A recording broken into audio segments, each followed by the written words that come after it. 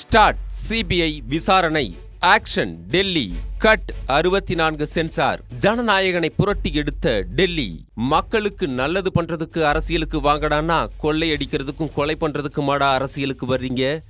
எனக்கு திரும்பி போற ஐடியாவே இல்லை. ஐ ஆம் கம்மிங்.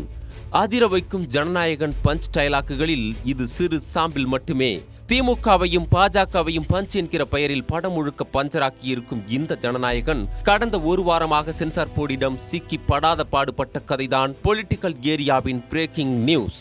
வருடத்துக்கு 1000 கோடி சம்பாதிக்கும் சினிமாவை தியாகம் செய்துவிட்டு அரசியலுக்கு வந்திருக்கிறேன் என்று முழங்கிக் கொண்டிருக்கும் விஜயின் கடைசி படமான ஜனநாயகன் ரிலீஸுக்கு இன்னும் 3 தினங்களே உள்ளன. பொம்பளை பிள்ளைங்களை புலி மாதிரி வளர்க்கணும் என்கிற ஒன்லைனோடு குட் டச் பேட் டச் என விஜய் வகுப்பு எடுக்கும் இப்படத்தின் வில்லன்கள் முழுக்க முழுக்க அரசியல்வாதிகளே.